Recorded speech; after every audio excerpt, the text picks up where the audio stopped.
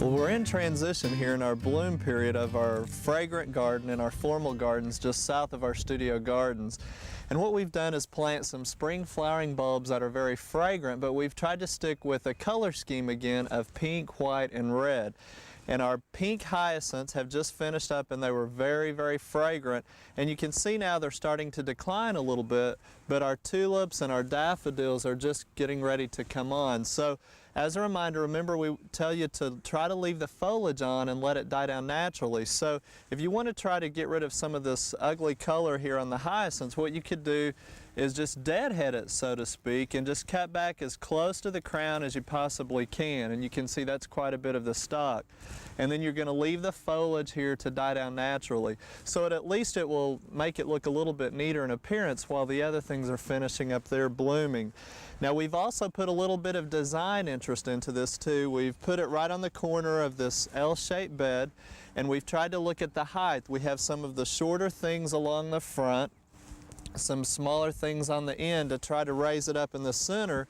But of course the deer have come in and helped us in this process, and so some of our taller tulips that are right here in the back, as far as a tulip spike, which would give us a lot of height, well, they've managed to chew the foliage down when it first started coming up. Now, we're in good shape though. We'll still get some color because as you look right down in the center, the actual tulip flower is just now starting to emerge. So they weren't far enough along at the time the deer started to graze on them. But we don't want to take any chances either. We're still in that transition period where the deer are moving through the garden on the way to find more forage outside the studio gardens.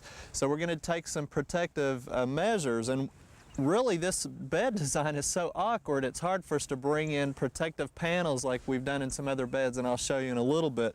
So what we've tried are a couple of products here. This particular one is called Repel Bulb Protector.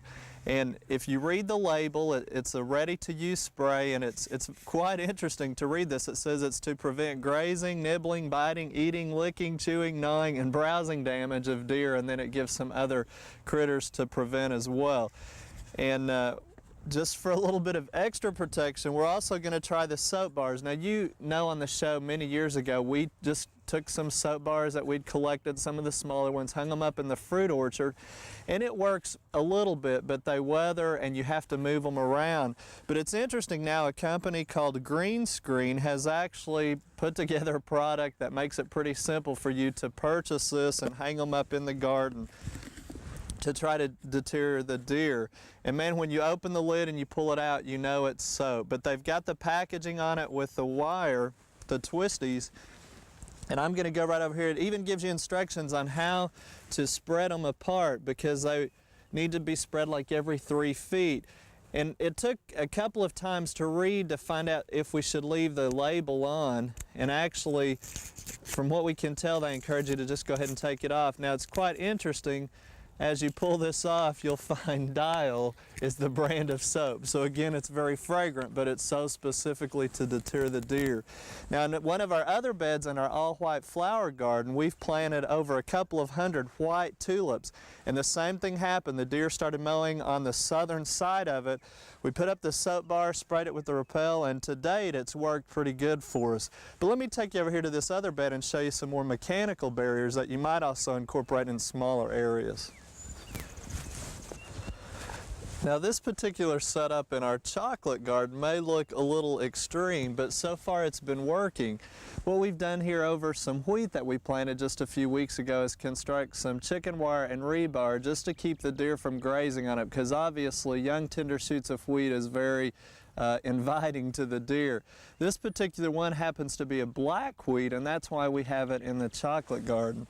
Now, we also have some black violas over here that have been nibbled on pretty heavily through the last several weeks. So what we did here was just put up some cattle panel on bricks just over the top, enough to keep the deer from being able to reach through. And there's a few flowers starting to pop back through. We'll side dress it here with a shot of fertilizer and try to push it through a little bit more. But again, it's almost a deep purple that is a chocolatey looking color. So the cattle panels, if people come out and visit here at the studio gardens in the spring, they see these as part of our landscape, which is very evident there in front of our barn with our tulip bed that has come back several years now. Again, it's just a permanent fixture where we've raised it up to keep the deer, and we do that just as soon as they start to emerge. And you can see that they've pretty well finished blooming, and we've had a lot of color from those. And again, the cattle panel has kept us through. So again, there's all kinds of ideas out there, and you probably have some that you'd like to share as well. And you might want to drop us a line sometime and tell us the types of things that are using. But at least it's preventing the damage on the deer, and it won't be too long that we'll pull them all off and everything will look back to normal.